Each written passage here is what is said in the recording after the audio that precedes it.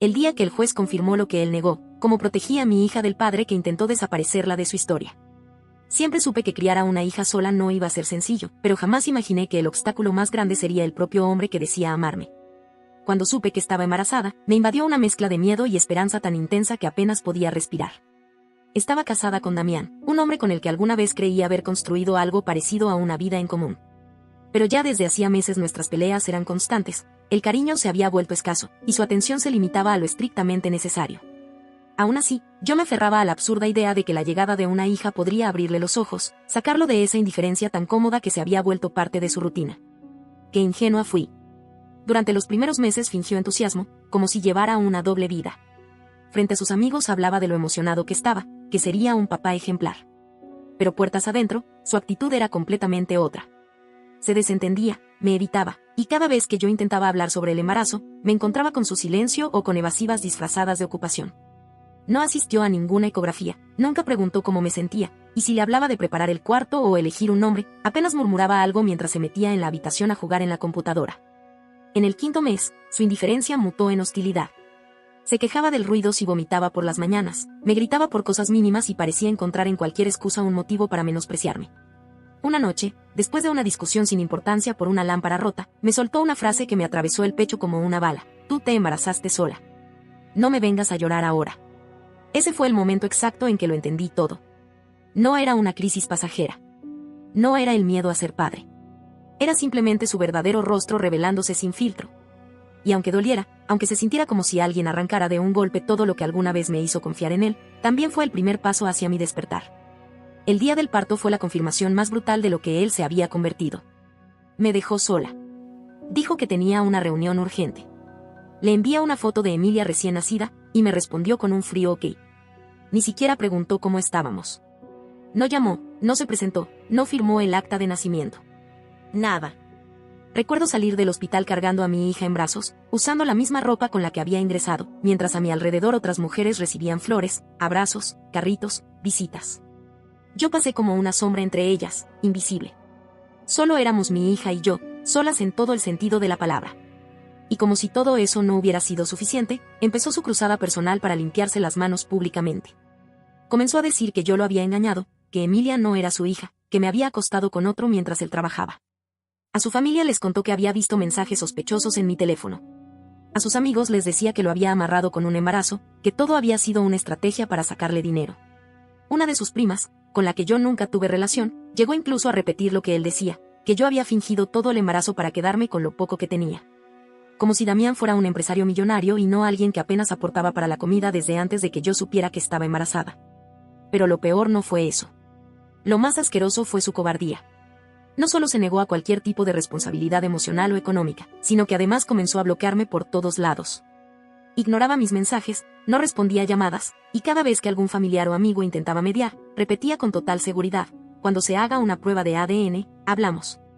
Lo decía como si fuera un comodín, una excusa mágica que lo eximía de todo. Yo, mientras tanto, lloraba en silencio. Las noches eran eternas.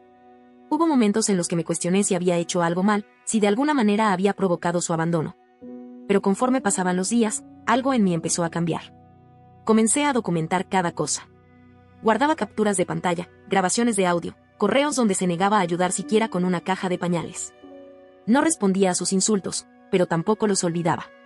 Cada frase, cada mentira, cada desplante, lo guardaba como si estuviera reuniendo piezas para un juicio. Y de alguna forma, lo estaba haciendo. A quienes me preguntaban si pensaba demandarlo, les decía que lo estaba considerando. Pero la verdad era otra. No solo lo pensaba, lo estaba planeando. Mi intención no era obtener manutención. Ni siquiera quería obligarlo a ser padre. Lo que quería era proteger a Emilia. Asegurarme de que nunca pudiera acercarse a ella con sus mentiras, que nunca pudiera contaminarla con su resentimiento o sus cuentos de víctima. Quería que mi hija creciera libre de esa sombra. Y sí, lo admito, también quería justicia. No por despecho. No por dolor. Sino porque sabía que él no merecía ni un solo centímetro de espacio en nuestra historia. Mi plan era claro: exigir una prueba de ADN, cambiarle el apellido a Emilia, quitarle cualquier derecho sobre ella, y solicitar una orden de alejamiento definitiva. No quería que la viera, que la tocara, que pudiera nombrarla en voz alta con derecho alguno. Y no lo haría impulsivamente. Lo haría con precisión. Con inteligencia. y con la frialdad que él mismo me enseñó cuando me dio la espalda en la sala de parto. Durante los primeros meses después del parto, me sostenía en automático. Mi cuerpo aún estaba débil, mi mente agotada, pero había una furia silenciosa que me mantenía en pie. No era esa rabia impulsiva que te hace gritar, era una que hervía a fuego lento, como esas heridas que no sangran, pero duelen cada vez más con el paso del tiempo. Mientras yo lidiaba con los cólicos, las madrugadas eternas y las dudas de madre primeriza, Damián publicaba fotos con amigos, sonriendo como si la vida fuera perfecta. Aparecía en restaurantes, en fiestas, como si no hubiera dejado una hija recién nacida atrás. Cada imagen me perforaba el estómago, pero no actuaba. Me obligaba a tragarme cada impulso. Sabía que no debía moverme por emociones. Él estaba jugando al hombre libre, así que yo sería la mujer que lo hundiría con elegancia. Fue ahí cuando empecé a trabajar desde casa. Traducciones pequeñas para una agencia que aceptaba mi ritmo. No era mucho, pero alcanzaba para cubrir lo necesario de Emilia sin tener que pedir favores. La rutina era simple, durante el día, pañales, leche, canciones de cuna. De noche, con Emilia dormida en mi pecho, abría la laptop y me sumergía en artículos legales, leyes de familia, modelos de demandas y foros de mujeres que habían pasado por lo mismo. Aprendí más de derecho familiar en 2 meses que cualquier persona en un año de carrera. Recopilé cada chat desde que comenzamos la relación. Archivé audios donde decía con tono burlón, si esa niña nace, tú verás cómo te las arreglas. Guardé capturas donde directamente me acusaba de ponerle un hijo que no era suyo. Tenía correos en los que rechazaba cualquier ayuda hasta que un juez se lo ordenara. Y cada uno de esos elementos se volvió una ficha más en el tablero. Un día, mientras le daba el tetero a Emilia, recibí un mensaje de su tía Norma. Ella siempre había tenido una pizca de cordura en medio del caos familiar de Damián. Me contó que en una comida familiar, él había dicho, con la cara limpia, sin el más mínimo pudor, que no iba a hacerse ninguna prueba porque la niña solita se va a dar cuenta de que no se parece a mí. Luego agregó algo que me hizo soltar una carcajada amarga, que si yo insistía con llevarlo a juicio, él iba a decir toda la verdad sobre un viaje que hizo durante mi embarazo. Ni siquiera sabía a qué se refería, pero lo que sí supe fue que se sentía tan cómodo mintiendo que ya no distinguía la realidad de su propio relato. Lo que Norma no sabía, ni nadie en ese momento, era que yo ya había entregado la solicitud formal al juzgado. Había contratado a una abogada joven, Camila, que entendía mi caso no solo desde lo legal, sino desde lo emocional. Había vivido algo similar, y eso le daba una ferocidad que necesitaba. Cuando le mostré todo el material, me dijo, esto no es una demanda. Esto es un misil legal. Camila fue metódica. Primero, tramitamos la prueba de ADN por vía judicial. No para convencerlo de nada, sino para establecer un hecho ante la ley. Luego comenzamos a preparar la solicitud de patria potestad exclusiva con el respaldo de todos los antecedentes. Y finalmente, redactamos la solicitud de cambio de apellido. No quería que ni una letra del nombre de Damián figurara en el futuro de Emilia. Además, trabajamos una medida de alejamiento basada en varios mensajes de voz en los que Damián, entre risas y amenazas veladas, decía cosas como, si llego a ver a otro criando a esa niña, te vas a arrepentir. Otros eran menos sutiles, pero igual de perturbadores. Todo fue transcrito, organizado, legalizado. Camila me aseguró que teníamos un caso sólido, pero que había un detalle crucial, él tenía que presentarse por voluntad propia. No era suficiente con mi material. Él debía caer en su propia trampa, pedir la prueba que tanto exigía a los demás. Así que hice lo que más le molestaba, lo ignoré. Dejé de mencionarlo en redes, dejé de responder cuando su nombre salía en alguna conversación. Lo borré del mapa. Sabía que el silencio lo iba a desesperar más que cualquier reclamo. Y así fue. A los 7 meses de Emilia, recibí una notificación del juzgado. Damián había solicitado oficialmente una prueba de paternidad. Decía que necesitaba conocer la verdad para construir un vínculo con su posible hija. Aseguraba que yo le impedía el contacto. Lo leí sin temblar. No sentí enojo. No sentí dolor. Sentí algo más frío, ejecución. Su jugada era exactamente lo que necesitábamos para activar el siguiente paso. Había ingresado a la emboscada por voluntad propia. Y lo más irónico era que él pensaba que esa movida lo pintaba como el padre responsable. En realidad, había encendido el motor de todo mi plan. Cada documento estaba listo. Solo faltaba que el juez escuchara.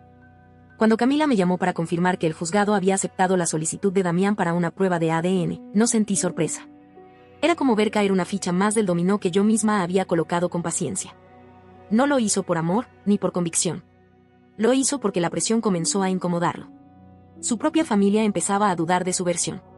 Su madre, que me había bloqueado de todas partes, empezó a preguntar por Emilia a través de terceros. Una prima le escribió a una amiga mía diciendo que no entendía por qué Damián seguía insistiendo en negar algo que se parecía tanto a él. Y como buen narcisista, en vez de afrontar sus errores, decidió disfrazarlos de preocupación paternal. Mientras él creía que tomaba el control, yo ya tenía en mis manos el expediente completo con pruebas, capturas, grabaciones, testimonios y fechas. Todo lo que necesitábamos estaba archivado, ordenado y clasificado. Incluso la cita para la prueba de ADN ya había sido programada. Lo que él no sabía era que el resultado ya lo tenía yo. Porque por mi cuenta, meses antes, ya había hecho la prueba privada. Y sí, el 99.99% de certeza estaba sellado. Emilia era suya. Lo fue siempre. Solo que a mí no me interesaba convencerlo. Me interesaba que el sistema lo obligara a ver lo que negó desde el primer día. Camila y yo decidimos que presentaríamos todos los documentos juntos, inmediatamente después de la confirmación oficial del laboratorio judicial. 3 frentes, simultáneos y contundentes. El primero, el cambio de apellido, para borrar cualquier vínculo legal entre Emilia y él. El segundo, la patria potestad exclusiva a mi favor, amparada en abandono, negligencia, insultos y amenazas. Y el tercero, la orden judicial de alejamiento definitiva, sustentada en mensajes agresivos y maltrato psicológico. Una semana antes de la toma de muestra, una conocida en común me mandó un pantallazo de una publicación de Damián en un grupo cerrado de hombres divorciados. El texto decía: finalmente voy a cerrar el capítulo con esa mujer. Por fin la justicia va a dejar claro que la niña no es mía. Esa frase me provocó una sonrisa amarga. No por lo que decía, sino porque no tenía ni idea de lo que se venía.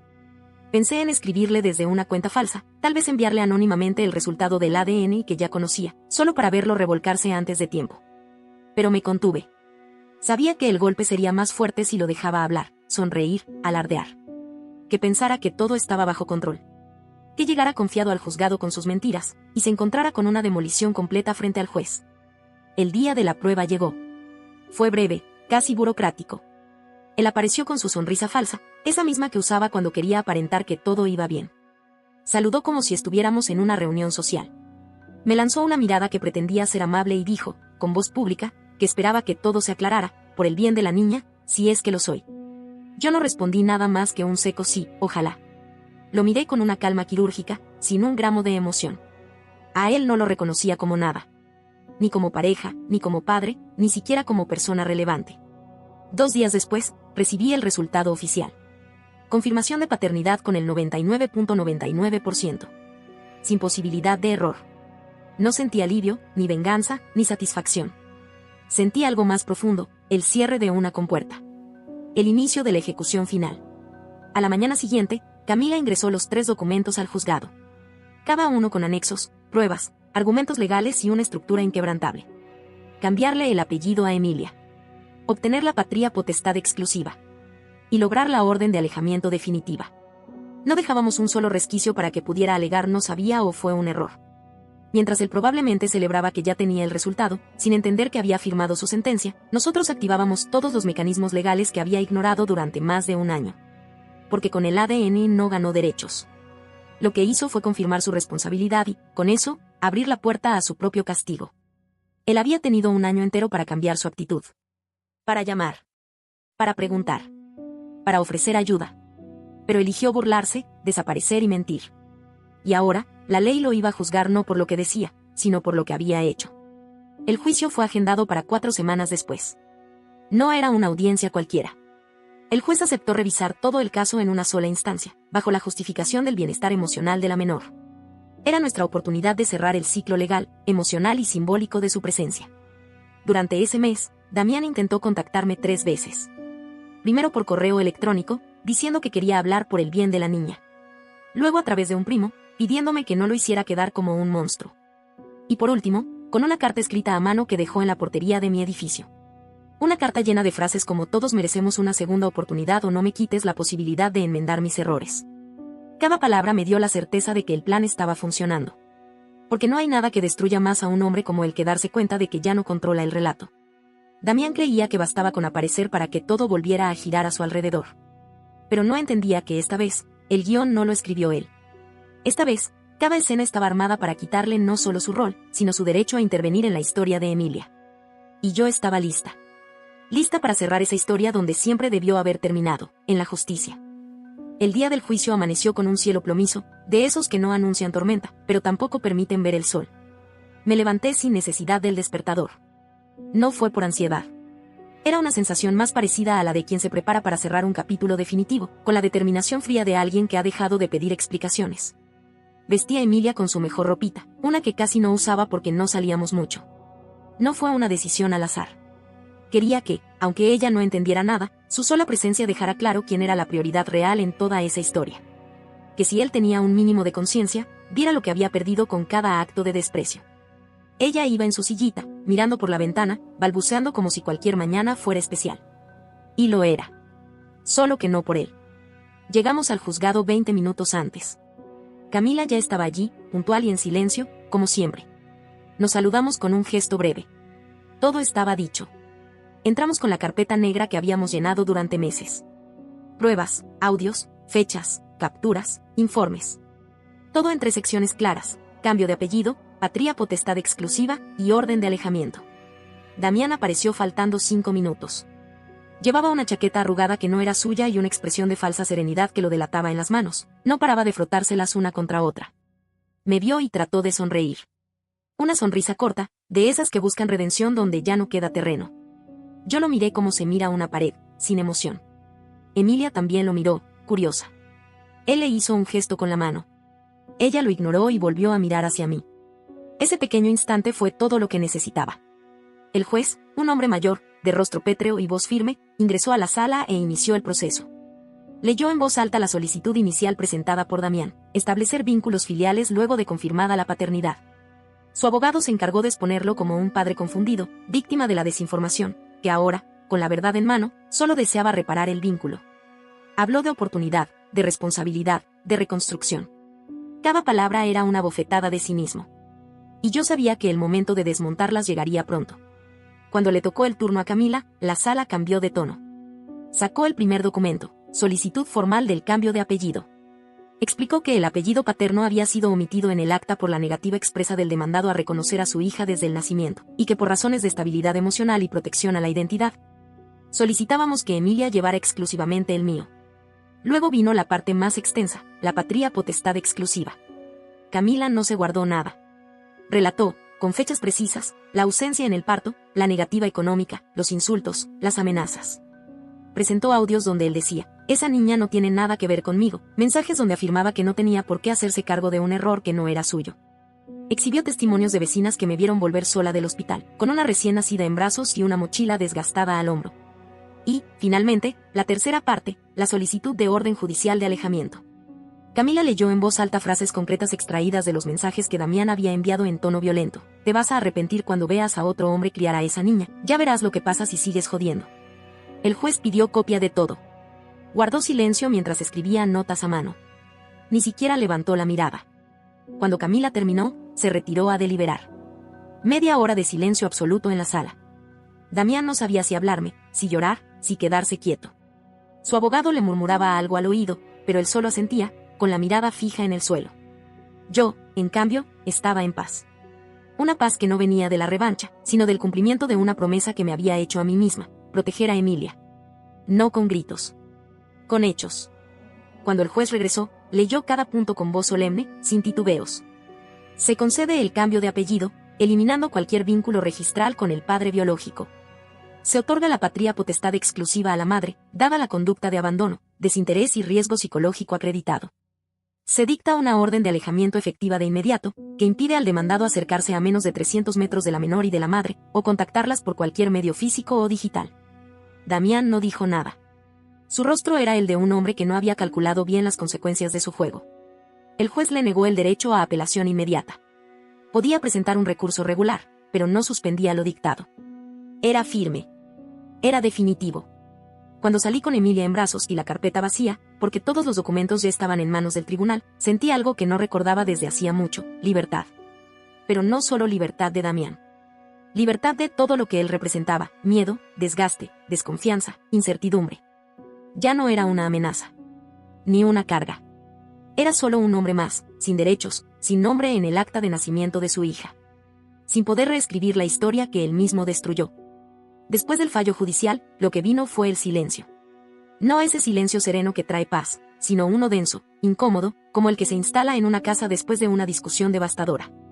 Pero esta vez no me asustó. Lo entendí como lo que era: la confirmación de que había ganado. No un triunfo para gritar ni celebrar con fuegos artificiales. Un triunfo discreto, pero irreversible. Damián desapareció del mapa.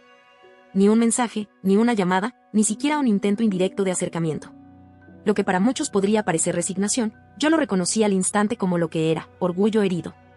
Ese mismo orgullo que lo llevó a negar a su hija, a inventar historias, a difamarme, ahora lo hundía en su propio silencio porque no sabía cómo enfrentarse a la realidad. Y no necesitaba hacerlo. Ya no tenía espacio en nuestras vidas. La carpeta negra que durante meses llené con pruebas, argumentos y documentos, ahora descansaba sellada en un cajón. No porque quisiera olvidar, sino porque ya no necesitaba defenderme de nada. La ley estaba de mi lado. Emilia estaba protegida.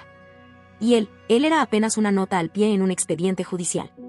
Fue a través de conocidos que empecé a enterarme de lo que había pasado con Damián tras la audiencia. Una excompañera me escribió por redes, diciéndome que lo habían despedido de su trabajo. Al parecer, uno de sus propios amigos, ese mismo círculo que lo aplaudía cuando decía que ese bebé no era suyo, compartió la sentencia judicial en un grupo privado después de una pelea. Se viralizó entre sus conocidos. Y con eso, también su vergüenza. La historia de su caída no la conté yo. Se contó sola. Se supo que perdió el juicio, que el ADN lo confirmó, que no tenía derecho ni a acercarse a su hija, ni a opinar sobre su crianza. Que había sido despojado de todo, incluso de lo que nunca quiso asumir. Al poco tiempo, me dijeron que había regresado a vivir con sus padres. Una tía suya, Norma, que siempre me tuvo respeto, me escribió un correo lleno de frases como yo siempre supe que tú decías la verdad y me parte el alma lo que hizo, pero se lo buscó. Me contó que su madre lloraba en silencio y que Damián pasaba los días sin salir de la habitación. No hablaba. No comía. No se levantaba. Se encerró en su propia versión de los hechos, negando hasta el final que la culpa fuera suya. Decía que yo lo había destruido, que la justicia me favoreció por ser mujer, que todo era una conspiración. En lugar de asumir que él cavó su propia tumba, eligió la comodidad del victimismo. Como siempre. Tiempo después, Camila me reenvió una copia de una solicitud informal de revisión del fallo. Escrita por él, sin abogado, en una hoja arrugada, llena de faltas de ortografía. Decía que merecía una segunda oportunidad y que no había dimensionado las consecuencias. Ni una palabra sobre Emilia. Ni una línea sobre lo que ella necesitaba, sobre lo que él le falló. Todo giraba en torno a su tristeza, su pérdida, su caída. Fue rechazada sin trámite. No cumplía los requisitos formales. No tenía validez. Y en realidad, no tenía dignidad. Pero la verdadera derrota de Damián no fue legal. Fue existencial. Porque mientras él se perdía en lamentos inútiles, Emilia crecía. Comenzó a decir sus primeras palabras. A señalar letras en su nuevo apellido, el mío. A reír más. A dormir mejor. A vivir sin el peso de su ausencia. Una tarde, mientras la miraba dormir, pensé, no va a recordarlo. Y eso es lo mejor que podía pasarle. No tendrá que reconciliarse con una figura que la negó. No habrá memorias que duelan. Solo tendrá mi voz, mis manos, mi historia, y eso será suficiente. El tiempo, con su ritmo exacto, fue confirmando lo que tanto temía: él ya no existe para nosotras. Legalmente, emocionalmente, simbólicamente. La justicia fue solo una parte. El resto lo hizo la constancia, la maternidad firme y silenciosa, el amor sin adornos ni dependencias. Sigo trabajando desde casa. El pequeño negocio que empecé crece poco a poco. Mis amigas, mi madre, mis vecinas, se han convertido en pilares. Hemos tejido una vida sin huecos, sin sombra masculina que nos reste luz. Hace poco, una maestra del jardín me dijo que cuando Emilia habla de su familia, lo hace con seguridad. Que cuando otro niño le preguntó si tenía papá, ella respondió: no tengo papá, tengo a mi mamá que me cuida siempre. Lo dijo sin tristeza. Lo dijo con certeza. Me costó no quebrarme cuando lo supe. Porque siempre temí que su historia la marcara. Pero entendí que la ausencia solo pesa cuando se extraña algo. Y a él, ella no lo extraña. Porque nunca estuvo. He recibido señales de que él sigue intentando acercarse, de manera indirecta. Un correo sin firma. Una llamada desde un número extraño que colgó al segundo timbre. Incluso una carta escrita a mano que llegó a casa de mi madre, donde decía que ya no sabía quién era desde que le quitaron a su hija. Pero incluso ahí, ni una sola vez escribió mi hija. Ni una sola vez habló de ella. Solo de su pérdida. De su vacío. De su dolor. Todo seguía girando en torno a él. Como si el mundo tuviera la obligación de rehabilitarlo. La rompí sin terminarla. No por rencor. Por desinterés. Porque su voz ya no tiene peso. Porque sus palabras ya no tienen lugar. Lo más cruel de todo, y sé que lo sabe, es que ya no puede cambiar el relato.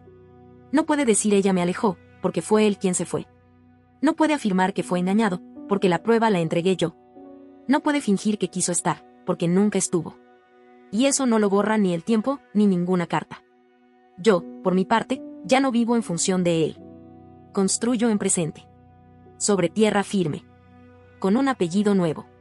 Con una hija que crece sin temerle al abandono. Y con la tranquilidad de haber hecho lo correcto. La venganza más cruel no fue lo que le quité. Fue lo que jamás podrá recuperar, la posibilidad de ser algo para alguien que ya es todo, sin él. No olvides dejar tu opinión en los comentarios, dejar tu like y compartir este video.